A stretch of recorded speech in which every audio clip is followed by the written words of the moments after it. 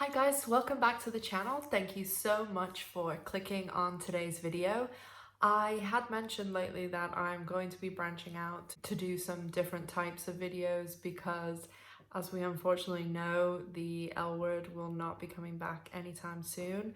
So I'm starting this new what is, who is sort of thing to go over pretty much anything in general. So if there's anything you guys would like to see, please leave it down in the comment section below. Can be anything. Like, I was thinking about doing Elizabeth Holmes, Harvey Weinstein, all these people, and also some scams, some companies, some headlines, whatever it is. I'm totally open to talking about it. To start off this new series, I am going to be discussing the McDonald's Monopoly scam that happened between 1989 and 2001.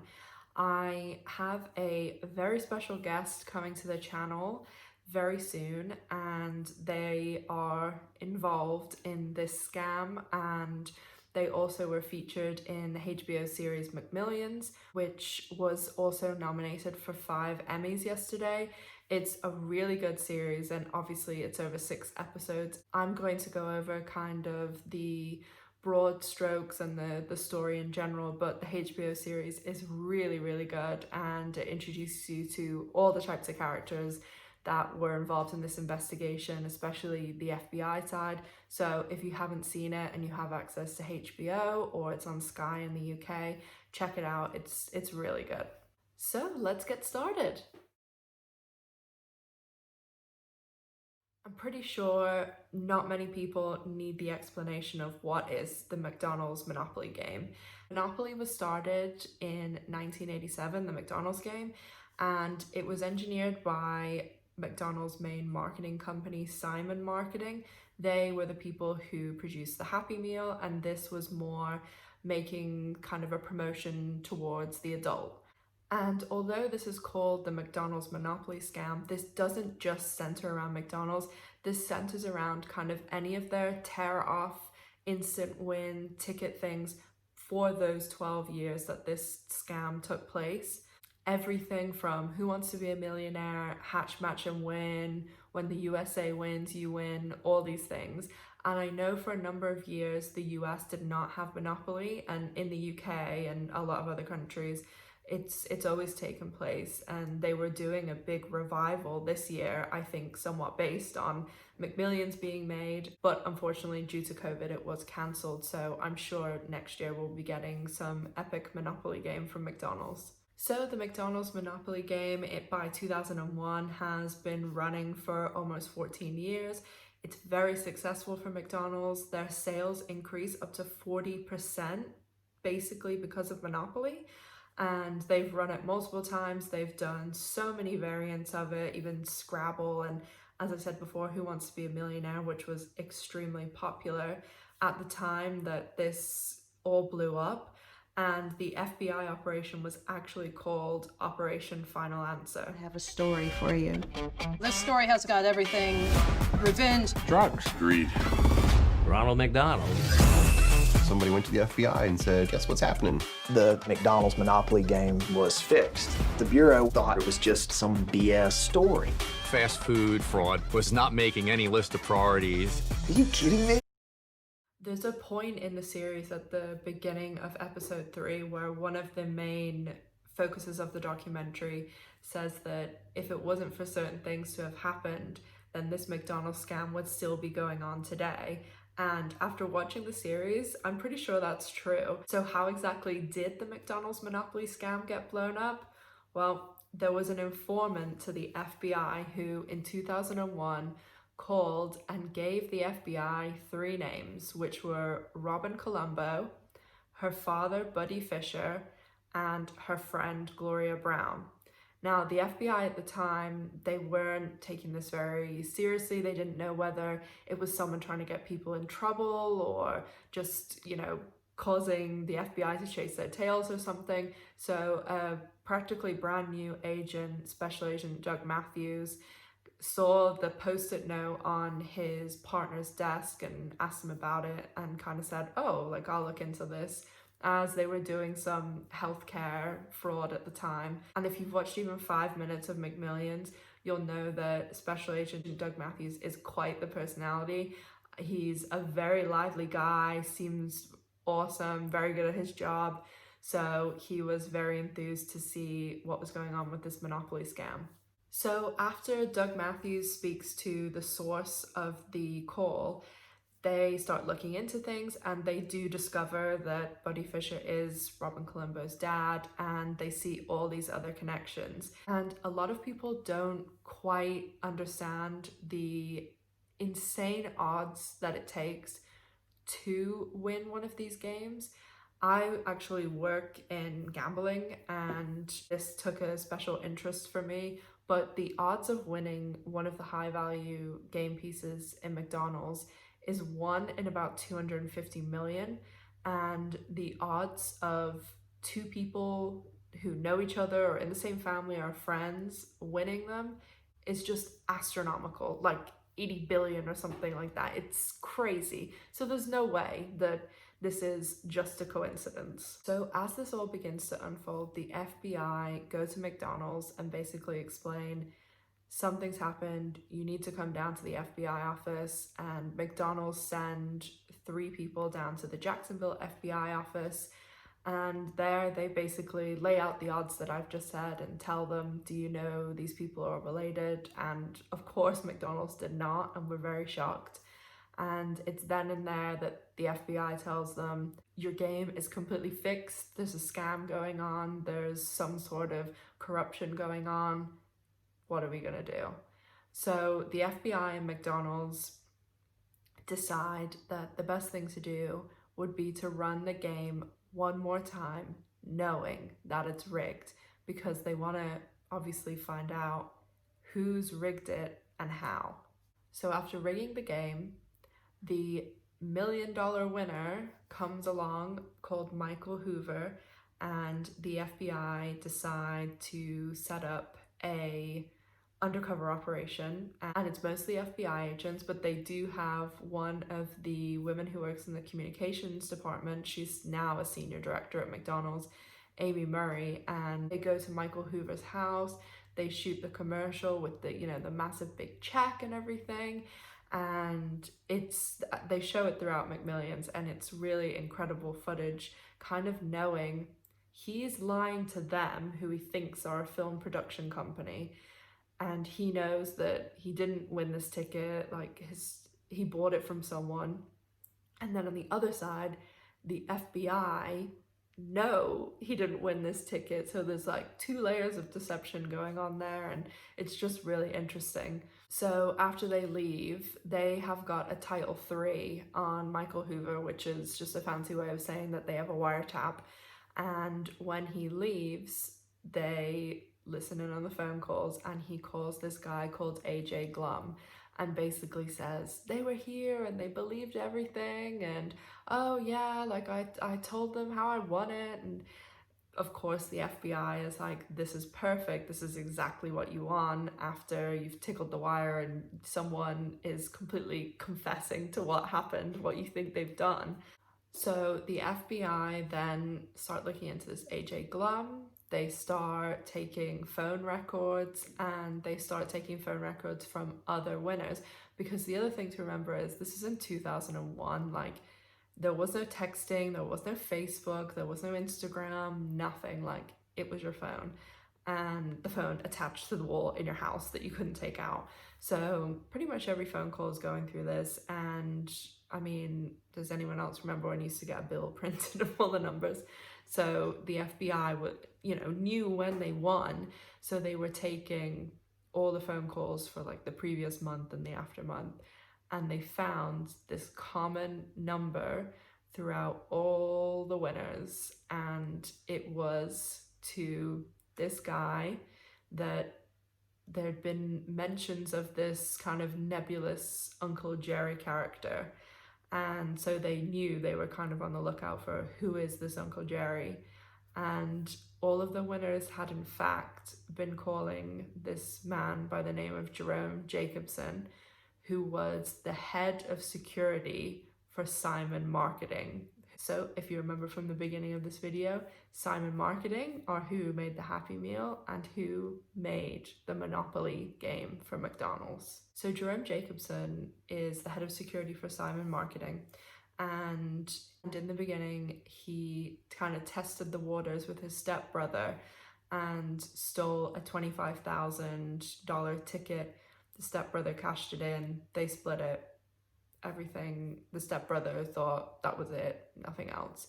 But Jerry obviously then realized, hey, I can steal these tickets and no one knows. So not only did he graduate to the $1 million ticket, but he was taking all of the high valued pieces. So he would sell the pieces to people and obviously get that cash up front, because the thing about the $1 million check is that you didn't get $1 million in cash. You got 50,000 every year for 20 years. And there was some other pieces, like if you won 100,000, you got that in cash. And towards the end, there was a $500,000 check. So Jerry had a $10,000 piece that he sold to his butcher for $2,000.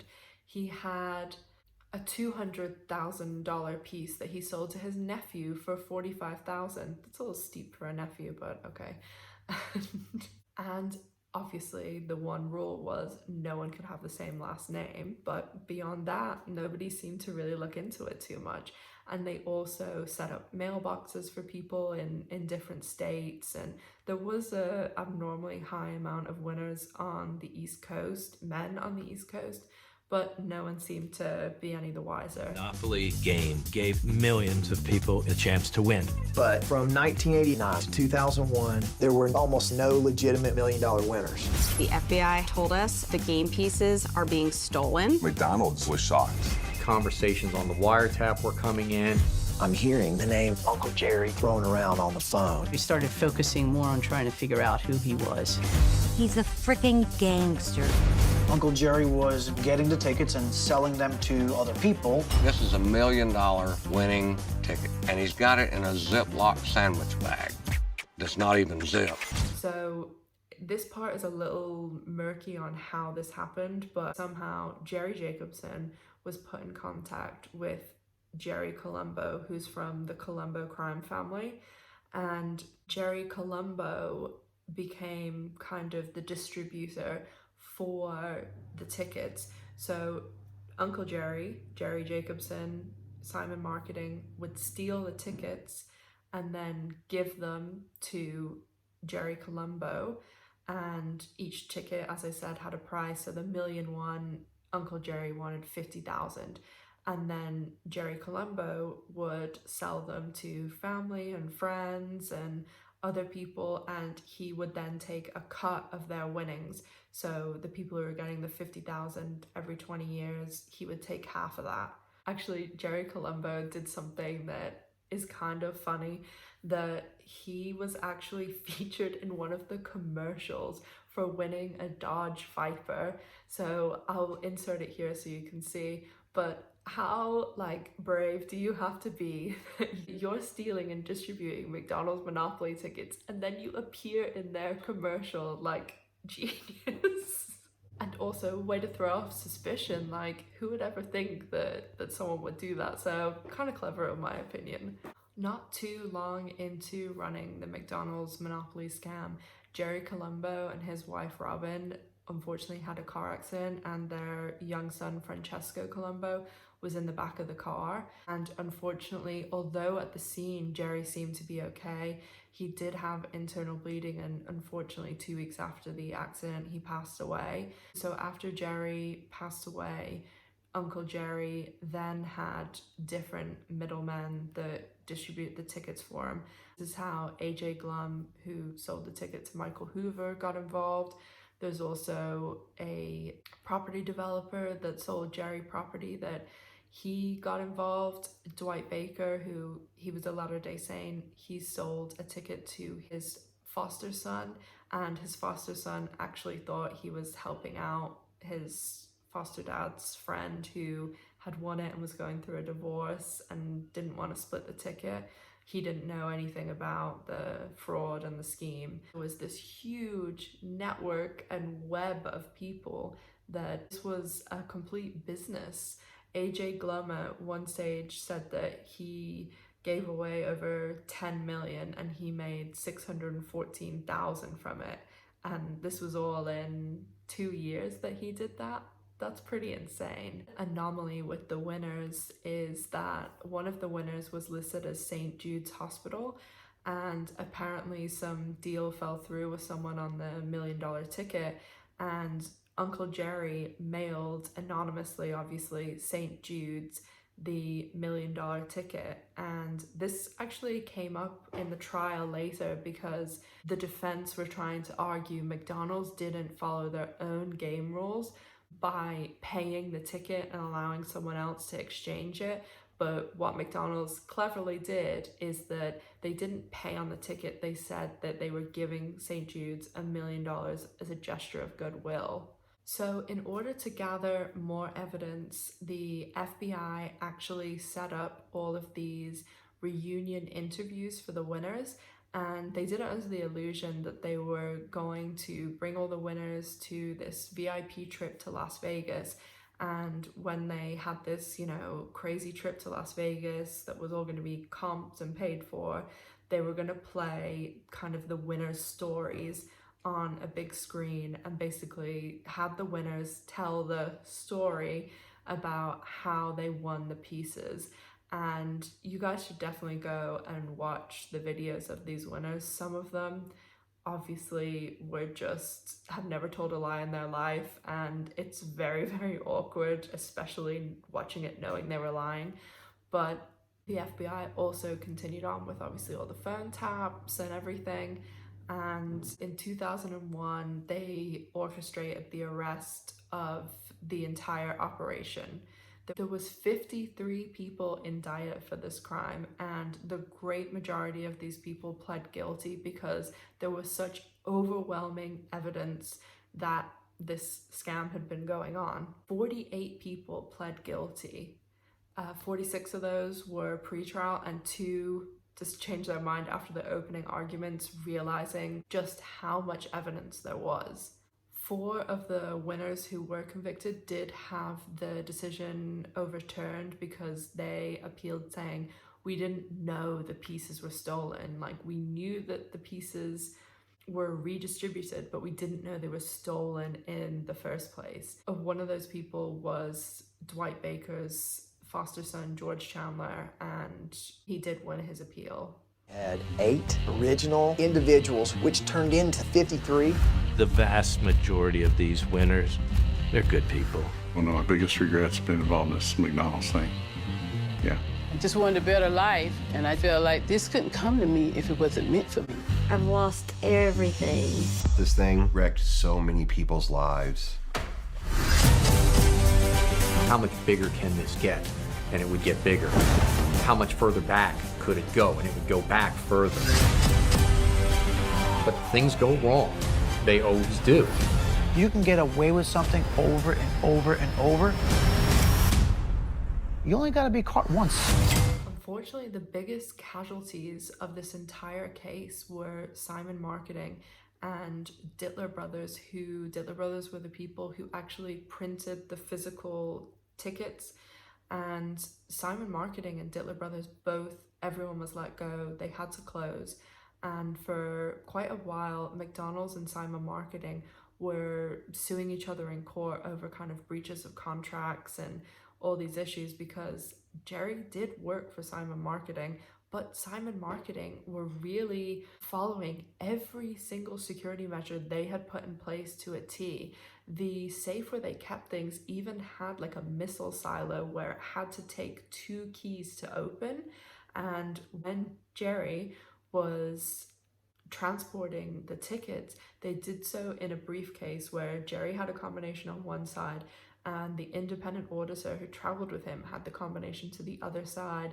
It had a special sticker where if you remove the sticker, it would have like security, saying that something had been tampered with, and all the other bells and whistles of security like cameras and alarms and things. So in the end, McDonald's actually had to pay Simon Marketing $16.6 million in an out-of-court settlement. Now, there's three things that you're probably wondering. How much money did they get away with? How did he do it? And who's the informant? So before I go on to answer those three questions, just be sure to continue because obviously it is spoilers for the end of McMillions because you know who the informant is. Jerry, basically, it's a pretty simple explanation, and that's maybe why it was so brilliant because nobody suspected it, that when they were traveling through airports or anything, Jerry had just seen the auditor's code.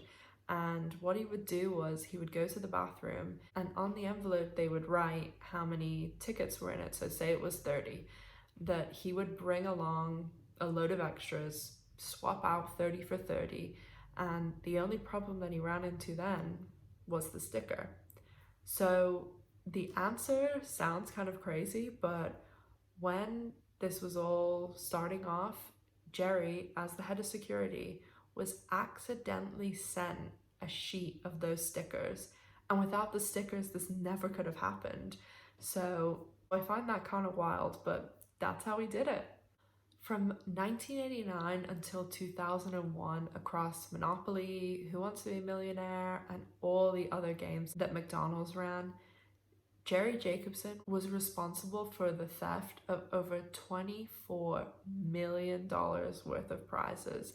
That's pretty crazy. And what's even more crazy is that he ended up only being convicted of mail fraud and only served 3 years in prison. He was released in 2006 and he owes over $12.5 million.